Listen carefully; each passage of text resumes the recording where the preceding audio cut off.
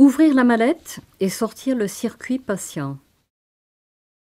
Débloquer les sangles de fixation des vaporisateurs, les sortir et les fixer sur leur support à l'aide de la vis située au dos du support. Pousser les deux vaporisateurs ensemble. Sortir le bloc réservoir et le brancher sur l'entrée du vaporisateur. Brancher la section transparente de la vanne tout en veillant à respecter la direction du flux. Brancher le ballon autogonflant sur le devant de la section transparente de la vanne. Brancher le côté expiratoire de la vanne sur la mallette. Brancher d'abord le circuit patient sur la sortie de la section transparente de la vanne, puis l'autre branche sur la vanne expiratoire. Vérifier que le circuit est bien complet à l'aide d'un poumon de test ou d'un ballon de 1 litre.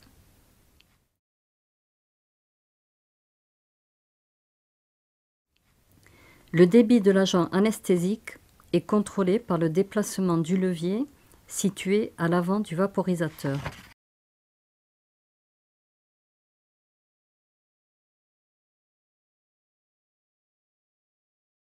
Le système DPA est adapté pour l'anesthésie adulte ou les patients pédiatriques respirant spontanément ou avec ventilation manuelle assistée.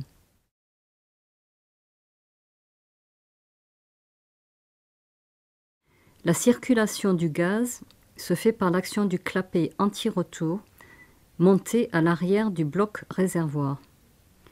Celui-ci est régulé par l'effort respiratoire du patient lors de la respiration spontanée ou par le biais de la ventilation manuelle contrôlée par l'anesthésiste en comprimant le ballon autogonflant. Le circuit fourni est coaxial. Le gaz passe par un côté du tube vers le patient, puis retourne par l'autre côté du tube dans la branche expiratoire. Ceci devient plus clair si nous remplaçons le circuit pour une pièce en Y à 2 branches standards. Un côté du tube se connecte à la section transparente de la vanne et l'autre côté à la vanne expiratoire. À présent, nous pouvons voir que le gaz s'écoule d'un côté du tube et revient par l'autre côté. Il est possible d'administrer la PEP ou de brancher la récupération de gaz par le biais de la sortie de 30 mm de la vanne expiratoire, le cas échéant.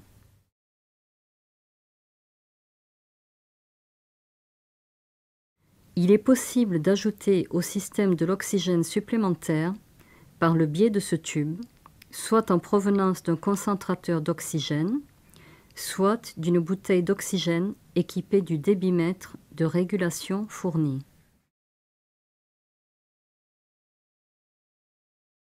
Si le niveau de supplémentation en oxygène est inférieur au volume minute du patient, le sac se vide.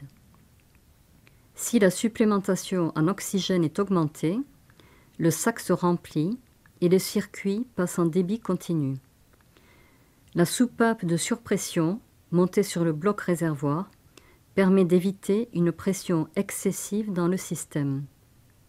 Le vaporisateur peut tout aussi bien fonctionner en mode débit continu que par gaz inspiré. Un ballon autogonflant plus petit est fourni pour l'utilisation pédiatrique. De plus, il est aussi possible de monter une pièce en TR, le cas échéant. Pour pouvoir utiliser une pièce en T, l'oxygène supplémentaire doit être au moins 3 fois le volume minute du patient. La vanne de circuit patient est un système bouclé avec un côté inspiratoire et un côté expiratoire. Les deux parties sont reliées par le tube de stabilisation pour fermer le côté expiratoire au cours de la ventilation manuelle. Le vaporisateur isoflurane allotane est calibré pour l'un ou l'autre de ces agents. L'échelle va de 0 à 5%. Le remplissage se fait après avoir enlevé le capuchon à l'aide de l'entonnoir fourni. Le vaporisateur peut contenir jusqu'à 150 ml d'agent anesthésique et le niveau de l'agent doit pouvoir être toujours visible dans le tube en verre.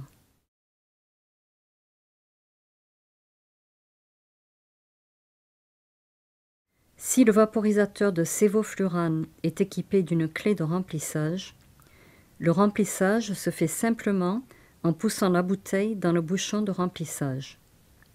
Le vaporisateur peut être vidé de la même manière. Les paramètres sur le vaporisateur de sévoflurane sont de 1 à 4% et un réglage supplémentaire pour l'induction fournit 8% nominal. Le vaporisateur peut contenir jusqu'à 150 ml d'agent anesthésique et le niveau de l'agent doit pouvoir être toujours visible dans le tube en verre. Si les deux vaporisateurs sont déployés, l'un des deux doit toujours être en position d'arrêt, off, et être équipé du dispositif d'arrêt.